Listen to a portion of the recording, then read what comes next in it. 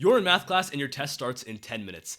What are you thinking about before the exam starts? I remember when I was in senior year and I had to take my AP exams. I spent the evening before studying and I show up to the exam center where we all have to go take the test. I remember walking into the lobby where everyone's waiting. I have my laptop out, I'm just going through reviewing my notes, and I see my homies in a corner. They're all sitting around a table and all of them have their phones out. Bro, our test starts in 10 minutes. Why are you scrolling through Instagram Reels? What is the point? I think being on your phone before an exam starts is one of the dumbest things you can do, especially being on something like Instagram or like playing some kind of game. You are literally degenerating your brain and breaking your focus before the exam has even started. When you have a couple minutes to review, why not just go through your notes one more time? When you're on something like social media, it's just shattering your focus. And now when you open the test, if the question is longer than 2 sentences, you don't even have the attention span to read it. You just want to skip to the next problem. The point of this video is not to be a top 3 study tips type of video where we just go over some techniques you've already heard before. I want to give you practical, high yield strategies to score extremely high in your tests while also studying last minute. I get it, life happens, sometimes you have to cram, other times, bro, let's just, we don't have to lie to anyone here, you're just being a little bit lazy, right? You wanted to hang out with your friends, you wanted to play some games or whatever, and boom, now you have a day to study for your exam, but you don't want to fail it, you do want to still clutch the A in that class. This is how we're gonna do it. Instead, if you want an immediately applicable tip, if you're already with your friends, just start talking about the exam with your homies. And there's really 2 ways this can either go, right? Either one, you have friends that are like smarter than you, and if that's the case, you can go ahead and have them explain any like last minute concepts that you felt were just a little bit tricky, right? Maybe you don't fully understand it, and maybe they have like a certain analogy that they use to remember it, or they have a good way of explaining it and breaking it down that you could use if that question came up on the test. Go ahead and talk to them about that. On the other side, if your homies didn't study as much as you, that's also a good thing, because now it gives you the opportunity to be that person to explain certain concepts. It's just one more round of last minute practice. Let's also just be like practical for a second. Realistically, if you have like a certain concept that you don't understand, in 5 minutes before the exam, you're not gonna have a homie like explain it in a way that all of a sudden you can just go and get 100% of the question correct, okay? Let's not fool ourselves here. But doing a little bit of that last minute review or prep just to cover one more topic or review one more concept that you had to like memorize before the test and now it's just fresh in your head, that could save you 1 or 2 extra questions. And if you get a couple extra points, understand that at the highest level, if we're talking scores in the 80s and 90s, that is the difference between a B+ and an A, and it matters. Let's take a step back here and talk a little bit about preparing for the exam last minute. I'm gonna assume that you have 1 day to prepare for the exam, okay? You're doing all of this studying either the afternoon or the night before your test tomorrow. Objectively speaking, all-nighters are not it, right? If you were to take the entire day to study and prepare and grind and get like a full 8 hours of sleep before your exam, you would perform better than if you just got a little 4 hours. However, we're also being most practical that we can here. Very likely, if you were studying the night before the exam, you have to stay up a little bit. I'll keep it real, I think one of the best ways to kind of go about it is to not go like the full all-nighter route, because the issue is it has other implications later on. Not only is the next day shot, do you need like another day to recover or 2? When you're in high school, there's all kinds of stuff going on. You have extracurriculars, you have other homework and assignments due. You want to get like at least enough sleep to where you can continue to function even after the exam. You can keep going, but you're also maximizing your ability to think critically during the test. I think if you can sneak in somewhere between 5 to 6 hours of sleep right before your exam, your brain has enough mental capacity to focus, but you also give yourself a couple extra hours to do your studying. I see sometimes in YouTube videos people talk about like the science of it, right? Yeah, when you have a little bit less sleep, your memory retention is going to decrease, but let's just be honest here. If you don't cover the material at all, and you just go to sleep, wake up, go take the test, and you've never even seen the content before, how are you going to score well on the test? The practical reality of it is that you need to stay up a little bit longer to cover the content as much as you can so that you can go to the exam and at least get a good portion of the questions correct. Study strategy matters. How should you go about studying and preparing for this exam, especially when you only have a couple hours to do it? Do not study the content in order. Studying chronologically from chapter 1 to chapter 5 is the dumbest way to approach this. A lot of times the content that's earlier in the textbook or whatever your teacher taught you guys is going to be a little bit easier. You probably have some kind of grasp on it, and realistically, it might not even be what's heavily tested on.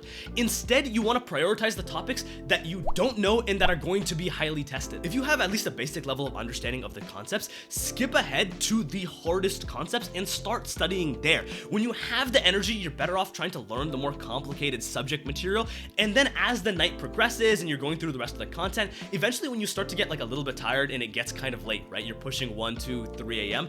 That's when you can go ahead and start reviewing the easier concepts that you already knew, because that way your actual like understanding of them and the fact that everything's just clicking in your mind, that will motivate you to keep pushing yourself a little bit more and to fill in all the holes. You also don't have the time to be studying every single page of the textbook. Let's just be realistic here. This is a mistake that so many students make in just opening the textbook, trying to study like every word of chapter 1, chapter 2, only to realize that it's been 6 hours, now you have 30 minutes and you're exhausted and you didn't even cover the material that's going to be on the test. Honestly, the best way to prepare is to review as much of the content as you need to get yourself grounded, to understand the concepts, and then just spam practice questions. Using practice problems to fill in the holes in your knowledge and to realize, oh, okay, I didn't know this little concept of this problem, so I'm gonna go review this and boom, now I know how to solve this problem. Okay, let's do one more problem, let's do one more problem. That is the greatest way to just try to cover all of your bases, and it's also super applicable to the test because now you're practicing in exactly the way that the test is going to be assessing you on. For math classes and for science classes, this is just the best way to go about it anyways, because most of the test is going to be problem-based questions anyways, where you can just go ahead and solve it. Even for other subjects like social sciences, or if you're studying a foreign language,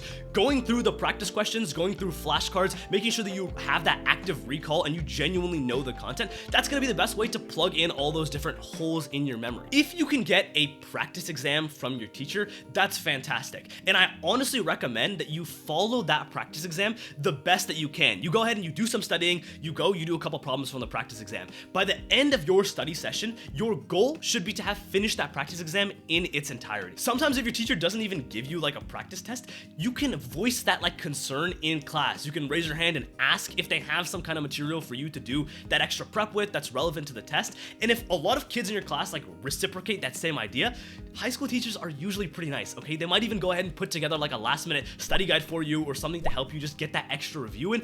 Take that and use it like to the fullest of your abilities. When you're studying last minute, one of the most annoying things is having to like brute memorize certain formulas or concepts or text blocks just word for word. When you run into these, one of the best things you can do is just abuse acronyms and memory tricks to get them down. In the long run, this is not the greatest way to retain information, okay? Just think about it practically. We've all probably learned like SOHCAHTOA in high school as a way to learn like all of your trig rules. Let's be real, like I'm a grown man, and even to this day when I'm in like my calculus classes, I still need to pull out like SOHCAHTOA to remember, okay, cosine is this, sine is this. If you were to just have learned that organically and you don't need the acronym, it's a little bit faster, right? But when it comes to last minute studying, these abbreviations are elite. It makes it so much easier to just recall the information in the moment. You're giving yourself a mental cue here. Use it in the fullest capacity. The topic of this video is how to score higher on tests. And so if I don't talk about this next strategy that I used to use in high school, I feel like I'm actually doing a disservice to you. Test confidence is one of the greatest things you can ever learn. When you believe that you will perform well on a test, you genuinely believe that, you will perform better on the test. It's just an objective fact. If you can take the time to convince yourself that a test will be easy, you literally just gaslight yourself into believing that you are prepared for an exam and that the test is not going to be that hard. When you show up to take the exam, you will perform even an incremental percentage better. It's just how it works. I don't care if I prepared 2 weeks for an exam or 5 minutes. I will always go into a test feeling confident in my ability to go out there and perform. If you're the type of student who has test anxiety, let's just have a moment one-to-one here, okay? It is normal to feel nervous for a test, okay? Especially if it matters. And a lot of times that nervousness that you actually have, it's not even just your nervousness. It's just reciprocated by the other people who are around you, right? You have friends who are nervous. Maybe your parents are putting a little bit of pressure on you for grades.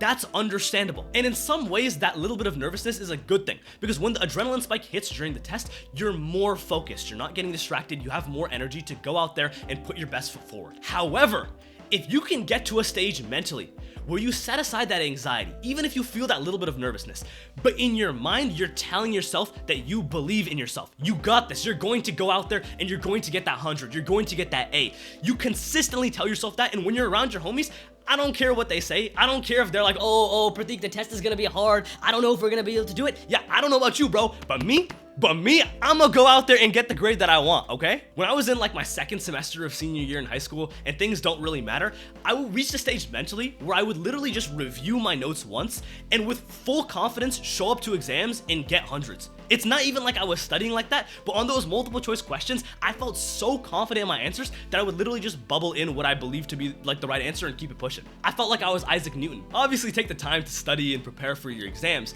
but understand that that slight level of delusional confidence in yourself, that is the key to overcoming any kind of test anxiety that you have and any kind of nervousness that was hindering your testing abilities. And even if that means the difference of a couple points, like we talked about, that matters. Every couple points helps. If you're using all these different techniques and each technique is getting you an extra 3 or 4 points in your test, you put together 4 to 5 techniques, now you go from a C student to an A student. It's that easy. Once you're taking an exam, a very common piece of advice that people give is to start with all the easy questions and then come back to the hard questions later.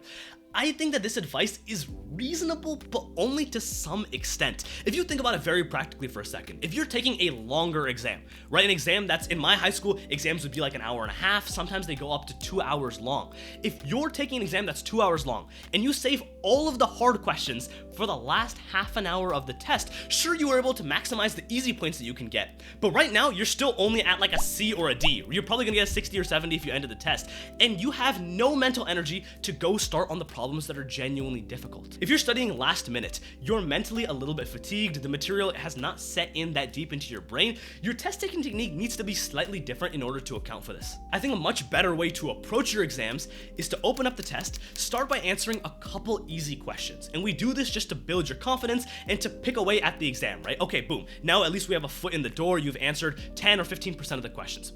From there, go over to the harder questions now. While you still have the energy and while the material is still fresh in your head, do your best at answering the difficult questions on the test.